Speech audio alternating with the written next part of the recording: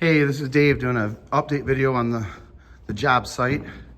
We've kind of moved into wiring now. We still have some to do with the plumbing. We have to still insulate the pipes, and I'm gonna just use that as a fill-in job that Justin can do because sometimes I'm just not here and he can get here and do it. Let's see here. He did like this pipe right here, the hot pipe. Really making sure we cover every nook and cranny. So that's what he's been doing. Since the last video, I think we got a lot of the, we got all the plumbing for the most part. He still has to do upstairs with the fire caulking, but we got the anti-nail plates on. This is kind of a pain. If you do like the coil, the support coil stuff, you put one here, the pipe stays kind of flimsy, but it's considered support. You wouldn't need these, but since I used wood, you probably want to put the plate. And the reason for that is like the way they see it is like, let's say you went through the drywall right here and there's no wood there. You'd have to hit dead on, but if you hit a little off, the idea is that the screw or nail would kind of ricochet. It'd have more likely to, but if you have solid wood there and you had a shallow spot, once that wood starts going in here, that wood will hold that screw straight. So whenever you have like the wood and it's less than, the code says 1.25 inches. The wood has to be at least, or the pipe or anything you're trying to protect has to be 1.25 inches away. That's not the funnest job in the world, because you got all the plumbing done and you still don't have the plumbing done because you still have to do all that. But it's not too bad. You can knock it out in a day or two. But anyways, I'll show you what we have. Oh, and here's a little update too. I purchased 3 sections of scaffold. I've been wanting to own scaffold for probably over 20 years now. There's never been a time where I could afford it, and I really can't afford it right now. It's just that I need it. I have to have it for this great room, for everything that we're going to be doing here. Once the electrical's done, we're going to be drywalling the really high part up there. So Justin and I knocked the fireplace out. We got the fireplace roughed in. We went with the biggest one they sell, and then I did that because we can always pack that smaller. You can always pack it down and in without, hurting the structure of anything. We got that in. I put this plywood back there. I just wanted it separated from the wall in my office area just to kind of isolate it. It'll make it easier a little bit to fire stop once we put the perimeter blocks. You put one here and then up there. We're meeting with the fire guy, the one that the owner of the fireplace company is coming out Monday. Today's Thursday, so we're going to meet with him. We're not building anymore. There's going to be some more stuff, like we're going to have the hearth wrap around here. So the hearth is going to be about 12 inches off the ground, 4 inches off of there. But yeah, we bought the scaffold. We rebuilt the semi-permanent scaffold up there. We doubled up 2x6s here, doubled up this here.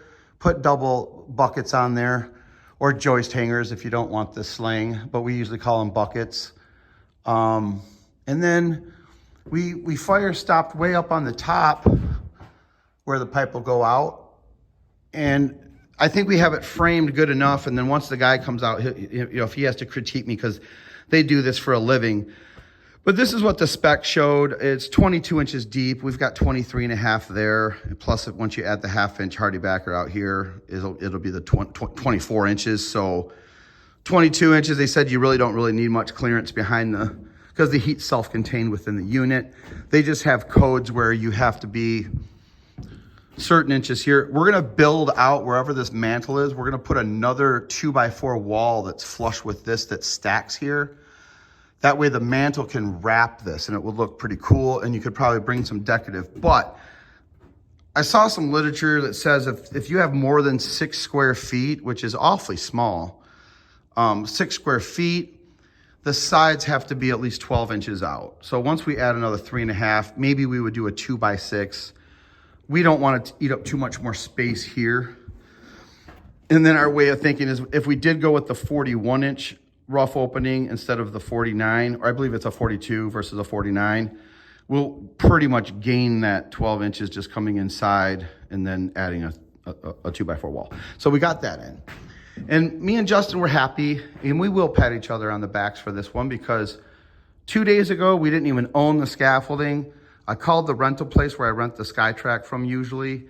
They had it in stock. They sell it used. I think with all the casters, I bought some outdoor leveling legs, like if you're putting it out on uneven ground. I bought 4 of those, 3 full sections, the X braces. We didn't get a safety rail because he said I could just come back later, because when I add a 3rd one here, I'm probably gonna wanna put the safety rail up there. When I was in my 20s, I wouldn't be concerned about that. But now that I'm older, I want a safety rail on there and make it all cozy up there. But we bought this that morning, drove it here. Within 10 minutes, we got it out of the truck. We built it. We started messing around getting this built up. Came back the next day, framed this mostly. So the whole endeavor took us about 2.5 days to buy it, bring it here, build it, rebuild that up there, and then build this the whole up. So we did pretty good considering that we've never built a Fireplace Chase, but it's not too bad. You just follow. And just in case someone's watching this, I know that there's a lot of videos out there that have to do with the Chase, but not a lot of people kind of like, if you're just a new guy like me and you've never done it before, just the steps. First of all, you got to know that you want a fireplace. That's the first step. Like, I want a fireplace. The next step is to go into a fireplace. So we call it the Fireplace Place. So we went to the Fireplace Place and I said, I'm a noob. I don't know what I'm doing. I do want to do the framing though. So can you hook me up with what I got to do? And then the lady at the place, which it's a joke between me and the lady there. Her name's Jill, but she's the lady at the place. But the lady at the place said, if you want this biggest unit, here's the front width of the unit. Here's the framing, 49 inches. Here's the back width, unit 49, which it says A, front, B, back. Same as the front, which makes sense. And then you've got the depth right here. This unit, the actual unit, 21 7/16, but the rough framing, 22 inches deep. So I just figured, well, I'll go with 24. So it's not that hard if you have some framing experience, but those are the steps you take. If you don't know what you need, just go to the Fireplace stuff. They have the literature. It comes with the whole 9 yards. You know, that's the back spec sheet. This is the beautiful thing, heat and glow. And it shows you some styles. It shows you the wiring specs and all that. I had a couple questions on that because I was involved with one, but I didn't do the framing, but I was involved with the wiring. Even though I'm an electrician, I really don't have a lot of experience. And sometimes you have to really understand, like, is the controls low voltage? Is it gonna be a remote? Where does the outlet go? Do I need to hardwire it right directly into the unit? Is there an outlet? So they basically said that nowadays, like pretty much every single fireplace in their showroom is remote controlled. So she said, basically you just need the gas line or LP or whatever you're using. And you just need to bring a piece. I'm assuming I'm gonna set a junction box down there and run some MC cable up in here because the plug itself is actually inside the unit from what I understand. Then there's a blower motor and then it's just a remote. Because the one that I did that I was involved in had the 120 that I did. I did it for my Uncle Chuck actually. And then he has like a low voltage switch on the wall. And she says now, since it's been quite a while, I wouldn't say actually 15 years, Uncle Chuck, no, that's probably not even 10 years ago. I was briefly involved with it, but I didn't know much about it. And I remember we had to mess around fishing a wire up in the drywall because I didn't know that you needed a switch. Well, now you don't, it's all remote. And then Jill, the lady at the place, said, don't lose the remote because it's expensive. So we won't lose the remote. So we're already at 9 minutes. Man, I just talk away, don't I? So we started wiring back here. We didn't wire anything yet. We're just setting the boxes. So this is my master bedroom. When I'm wiring for customers, when things are simplistic, you'll never see me put a note up here. This is more for my wife. So what I'm doing is figuring stuff out while she's not here and doing the work with Justin. She'll show up here once a week. Of course, we're talking about it all the time at home. But when she comes in here, then she just has a nice simple, and you've got, the little 3 there, little Roman numeral there, whatever you want to call it. That's just 3-way switch, single pole, 3-way, single. So we got the cans here, first switch here. 2 cans defines this hallway. It's a little bit weird, but we got the fan there, the light. So the next one's gonna be the main light. This one's gonna be the nightstand lights, which are also controlled over there. And then the last switch is just the fan to the main light. And then over here on this side, right by where I sleep on my side, we've got 2 walls, or let's go from the left to the right. You've got the can, since it's closest to the hall. The middle one is the 3-way switch from the other side that does these 2 plugs. Half constant power on the top. Constant power on the top. Switch leg, split the plug on the bottom. That way, you always want to, if you're going to switch a plug and split the plug, constant power, switch leg, always make it to where the constant power is on the top, because the switch leg will usually always have your lamp plugged in. So if you ever have to reach down, it's just more convenient to grab the top of the plug with constant power. So that's always been my way of thinking. This plug and this plug will be split with the switch leg over here.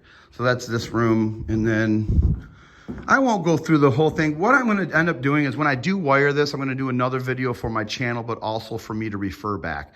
That way, if we forget how something was ran, I shouldn't have to do any of that. Because I pretty much, being an electrician, I've done this enough to where I have a pretty good system of not forgetting stuff. A good habit to get into if you're wiring like a big project, start on a circuit and make sure that that circuit gets completed with the home run back to the panel before the end of the day, if you can help it. Because that way you're less likely to forget something. Because if you just quit whenever and then it's like, well, why don't we work the last 20 minutes just to get this last run in? Or let's say you're feeding another plug, just one last plug daisy chained out of another, and you just leave. You might get called, or I might get a rental house or something, and then you come back and you might just forget to put a wire there. And it's better just to finish your whole branch circuit in one day if you can.